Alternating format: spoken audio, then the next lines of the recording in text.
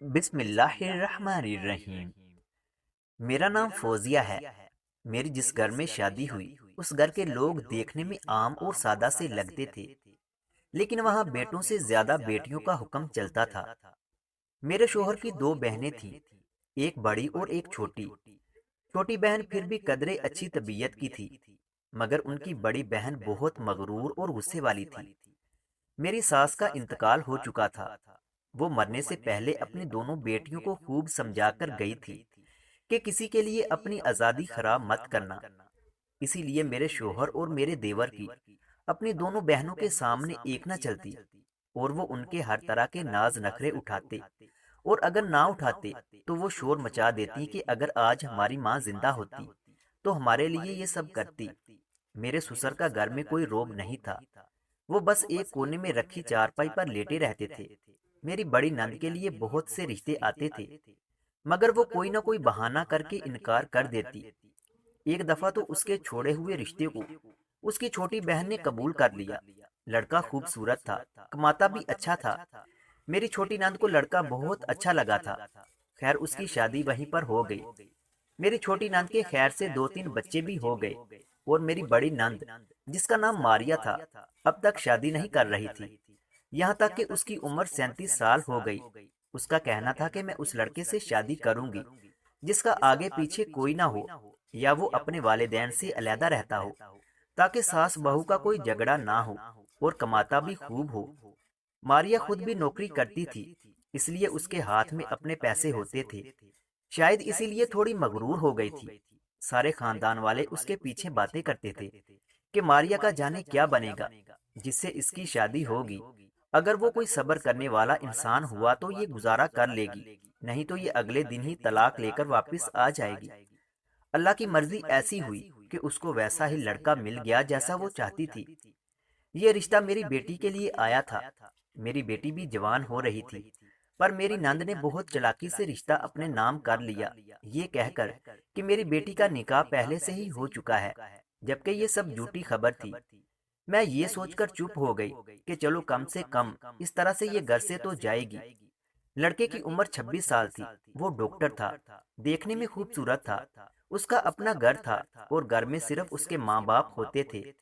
وہ ساری جائیداد کا اکلوتا وارث تھا، ایک بہت ہی اچھا انسان بھی تھا۔ اس کا نام ارسلان تھا۔ دونوں کا رشتہ پکا ہو گیا اور شادی کی تیاریاں ہونے لگی۔ میری نند کی شادی کی تیاریوں میں میرے شوہر نے بڑھ چڑھ کر حصہ لیا۔ میں اسے سمجھاتی رہی کہ تمہاری اپنی بھی 2 بیٹیاں ہیں، ہاتھ ذرا کھینچ کر رکھو، لیکن میرے شوہر نے میری کوئی بات نہ مانی اور کہا کہ آج ہماری ماں زندہ ہوتی تو وہ بھی ایسے ہی خوشیاں مناتی، ہمیں بھی ایسے ہی خوشیاں منانی ہیں۔ لیکن میں جانتی تھی کہ اس سب کا کوئی فائدہ نہیں، کیونکہ مجھے پتا تھا کہ ماریا نے پھر بھی خوش نہیں ہونا۔ اس نے دونوں بھائیوں سے اپنے سارے شوق پورے کروائے، کسی بات پر بھی کوئی سمجھوتا نہ کیا۔ اچھی سے اچھی چیز اس کے جہیز کے لیے خریدی گئی۔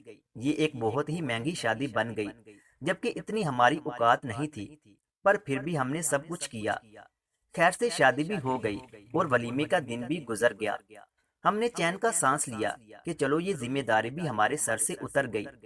ہمارا گھر بھی ڈبل پورشن پر مشتمل تھا، نیچے والے پورشن میں میری دیورانی اور اوپر والے پورشن میں میں اپنی فیملی کے ساتھ رہتی تھی۔ اب ہماری زندگی میں دخل دینے والا کوئی نہیں تھا۔ ہم سب بہت خوش تھے کہ چلو اب سب کچھ نارمل ہو جائے گا، مگر اگلے دن کی صبح ہمارے لیے ایک نئی خبر لے کر آئی۔ ہم سب حیران و پریشان رہ گئے جب شادی کے اگلے روز صبح ہی ماریا واپس گھر آ گئی اور اپنے شوہر کے پاس جانے سے انکار کر دیا۔ اس نے دروازہ بہت زور سے کھٹکھٹایا۔ ہم سب اسے اچانک دیکھ کر حیران رہ گئے۔ اندر آ کر اپنے کمرے میں بیٹھ گئی، نہ کچھ بولتی تھی نہ کسی بات کا جواب دیتی تھی، بس چپ کر کے بیٹھی تھی۔ سب حیران و پریشان رہ گئے کہ بھلا کون شادی کے دوسرے دن واپس آ کر یہ کہتا ہے کہ مجھے شوہر سے طلاق چاہیے۔ ابھی اس کو اپنے شوہر کے ساتھ رہتے ہوئے وقت ہی کتنا ہوا تھا، بس شادی کی رات اور ولیمے کا دن گزرا تھا، اور ماریا یہ نتیجہ نکال کر بیٹھی تھی کہ اسے واپس اپنے شوہر کے گھر نہیں جانا۔ یا تو کوئی بہت بڑی بات ہو گئی تھی، یا پھر وہ ہم سب کے ساتھ مذاق کر رہی تھی۔ ماریا نے ساری زندگی اپنی من مانی کی تھی۔ کوئی 20 کے قریب رشتے ریجیکٹ کرنے کے بعد اسے اپنے سے 10 سال چھوٹا لڑکا پسند آیا تھا، اس لیے وہ اس رشتے کے لیے راضی ہو گئی تھی، اور وہ اس رشتے کے لیے مانی تھی۔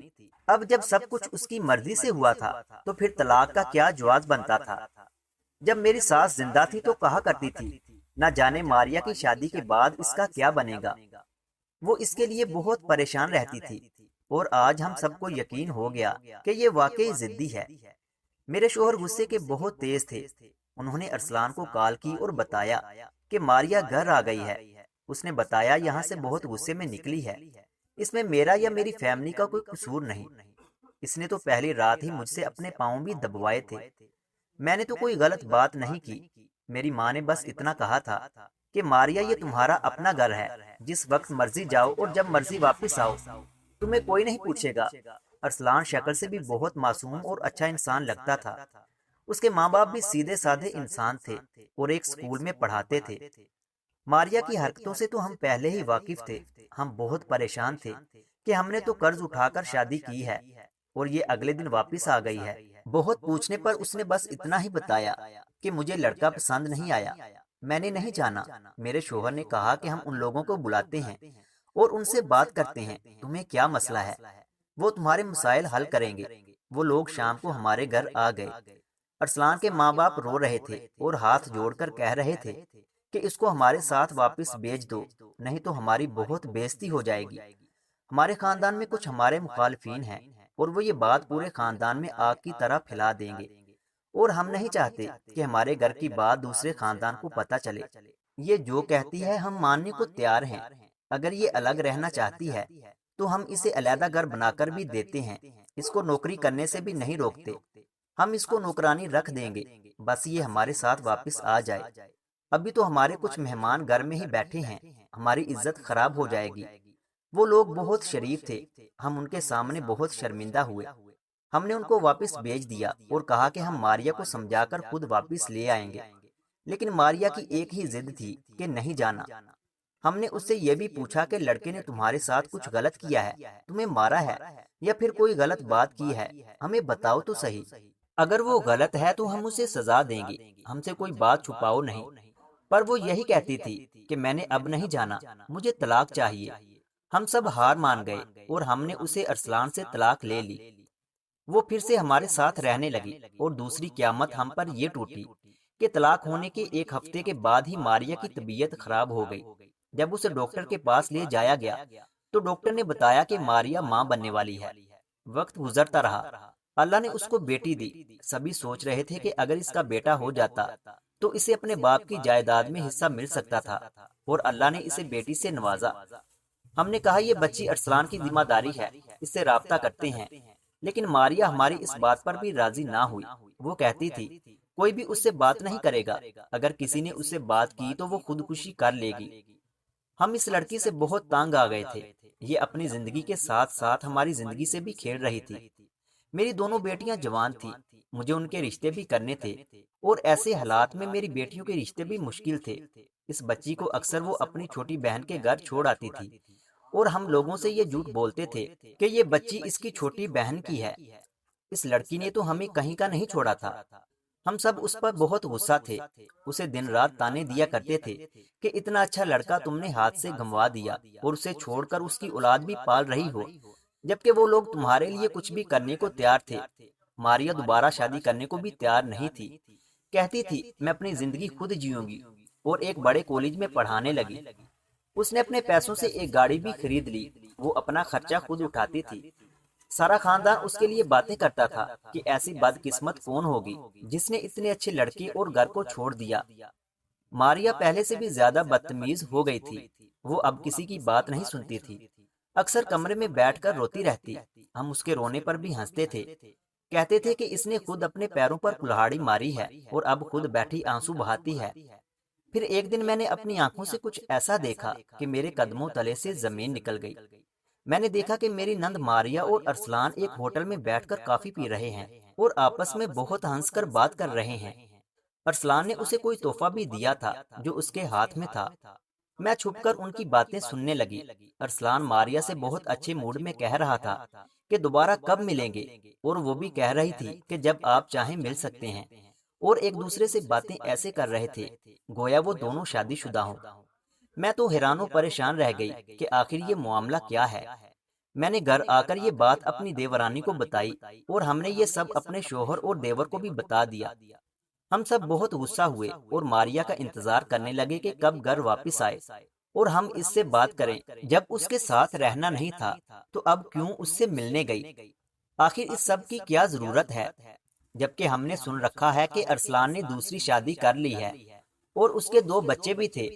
ماریا گھر آئی تو ہم سب اس پر ٹوٹ پڑے، اسے نہ جانے کیسے کیسے الزامات سے نوازتے رہے۔ میرا شوہر اور میرا دیور غصے کے بہت تیز تھے اور یہاں تو معاملہ عزت کا تھا۔